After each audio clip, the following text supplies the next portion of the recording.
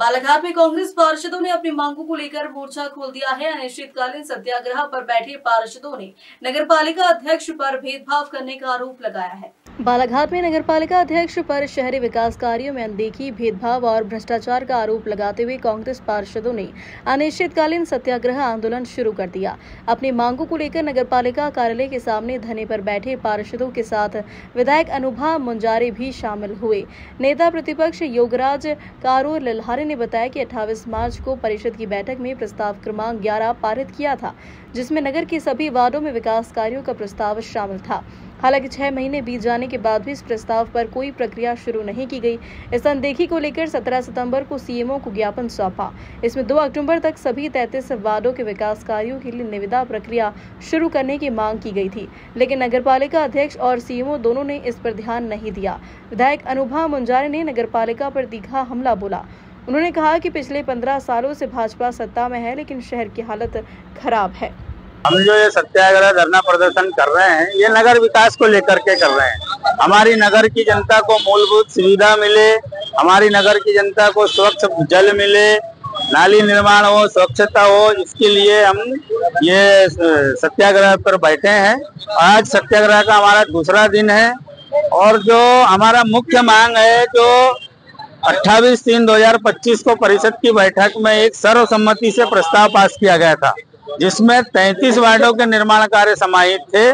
पर बड़ी दुर्भाग्य की बात है कि हम प्रस्ताव तो पास करते हैं, पर उस प्रस्ताव को पास करने के बाद भूल जाती है हमारी अध्यक्ष जी। उस पर न कोई फाइल बनाई जा रही थी और न कोई टेक्निकल स्वीकृति ली जा रही थी। बार बार हमारे द्वारा निवेदन आवेदन करने के बाद उसकी फाइल तैयार की गई है, परंतु अंतिम रूप अभी तक नहीं दिया गया है। अभी पिछले 17 तारीख को मेरे द्वारा अंतिम लिखित चेतावनी दी गई थी, उसके बावजूद इन लोगों ने चाहते तो 2 तारीख के पहले पूरी प्रक्रिया पूर्ण करके ये टीएस मंगा सकते थे, पर ये वेट करते रहे हमारे को यहाँ धरना प्रदर्शन में बैठने के लिए।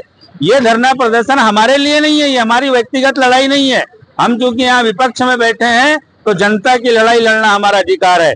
बड़ी जिम्मेदारी इनकी है, अपनी जिम्मेदारी से मुकर सकते हैं, पर हम नहीं मुकर सकते। आज दूसरा दिन है हमारा और हमारे पे ये प्रशासन के द्वारा दबाव बनवा रहे हैं कि धरना प्रदर्शन की अनुमति हम यहाँ नहीं देंगे, आप कहीं और जाइए। हमारा कार्य क्षेत्र यहाँ है, नगर की जनता की समस्या का निदान करने की अग्रणी संस्था ये है और हम कहीं और बैठे। ये हमारे पे दबाव कितना भी बना ले, प्रशासन के माध्यम से भी हमारा ये पंडाल भी उखाड़ दिया जाएगा तो हम पूरे लोग जनता के साथ यहीं पर दरी बिछाकर बैठेंगे। और आज हमारे समर्थन में सभी वार्डों से महिलाएं भी आ रही है, हमारी माननीय विधायक जी आ रही है। तो हम अपने नगर की जनता के लिए लड़ रहे हैं। हमारी कोई व्यक्तिगत यहाँ पर लड़ाई नहीं है, ना कोई व्यक्तिगत मांग है। जनता की मांग को इनको मानना पड़ेगा। अध्यक्ष हो तो जनता की समस्या के निराकरण के लिए हो। हमारी जो नगर पालिका परिषद बालाघाट है, ये जनता के द्वारा चुनी हुई परिषद यहाँ पर काम करती है और इसी तरह नगरीय प्रशासन विभाग के अंतर्गत नगर पालिका, नगर निगम, नगर पंचायतें आती हैं और ये स्वायत्त शासन के अंतर्गत आती हैं। यहाँ पर पार्षद चुनकर आते हैं और पार्षदों के द्वारा ही अध्यक्ष का चुनाव होता है। तो मेरा ये कहना है कि जब स्वायत्त शासन है, जनता ने चुनकर हमारे पार्षदों को परिषद में भेजा जाए, वो किसी भी दल के क्यों ना हो, तो उनकी सुनवाई यहाँ पर होना चाहिए। बहुमत भारतीय जनता पार्टी का है नगर पालिका बालाघाट में। भारतीय जनता पार्टी के अध्यक्ष श्रीमती भारती ठाकुर यहाँ पर हैं। अब उनकी जो तानाशाही जो चल रही है, जो तानाशाही पूर्ण रवैया जो चल रहा है, उससे हर व्यक्ति परिचित हो चुका है। हर व्यक्ति इस बात से बिल्कुल जानकारी रखता है कि किस तरह से श्रीमती भारती ठाकुर जी अपनी मनमानी चला रही हैं।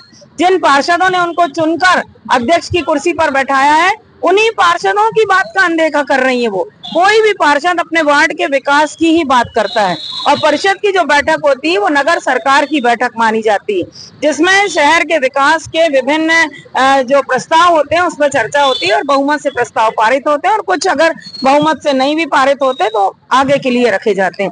यहाँ पर बात हो रही है हमारे जो कांग्रेस दल के सम्मानीय हमारे योगराज लल्हारे कारो भैया, उनके नेतृत्व में जो कांग्रेस के हमारे 11 पार्षद हैं, उन लोग जो धरना प्रदर्शन और सत्याग्रह कर रहे हैं, कल से उन्होंने शुरू किया है, जो अनवरत चलेगा, अनिश्चितकालीन चलेगा। वो इसलिए है क्योंकि 3 सालों में त्रस्त हो चुके हैं, परेशान हो चुके हैं। ना इनकी वहां सुनवाई होती, ना इनकी बात मानी जाती, ना इनके प्रस्तावों पर चर्चा होती। और परिषद में तो हद हो गई। ये बजट बैठक में, जो मार्च में बजट बैठक हुई थी, उसके बाद 6 महीने से तो कोई बैठक ही नहीं हुई। ये भी एक नियम का उल्लंघन है। कायदे से, मैं भी नगर पालिका अध्यक्ष रही हूँ, कायदे से 3 महीने के अंदर परिषद की बैठक होना चाहिए। 6 महीने से बैठक नहीं हुई। अब जैसा कि मुझे जानकारी है कि बजट बैठक में प्रस्ताव क्रमांक 11 पर चर्चा हुई थी और सर्वसम्मति से प्रस्ताव पारित हुआ था कि शहर के विभिन्न वार्डों में आवश्यकता के हिसाब से विकास कार्य कराए जाएंगे, निर्माण कार्य कराए जाएंगे और विधिवत उसकी टीएस लिया जाएगा और निविदा बुलाई जाएगी। वो प्रस्ताव पारित तो हो गया, लेकिन प्रोसीडिंग रजिस्टर में नहीं लिखा गया। ये एक बहुत बड़ा ऑब्जेक्शन है, आपत्तिजनक बात है और ये मैं समझती हूँ कि आपराधिक मामला है। परिषद की बैठक में प्रोसीडिंग रजिस्टर होता है तो उसको तत्काल वहीं के वहीं लिखा जाता है, ये नियम में आता है, लेकिन ऐसा वहां नहीं हुआ। और अब 6 महीने हो गए। 6 महीने के समय में हमारे माननीय पार्षदों ने कई बार ये बात अध्यक्ष जी के संज्ञान में लाई कि प्रस्ताव क्रमांक 11 पे आप क्या कार्रवाई कर रहे हैं, क्या हुआ अभी तक, तो कोई संतोषप्रद जवाब इनको नहीं मिला। बालाघाट से फिरोज डोंगरे की रिपोर्ट।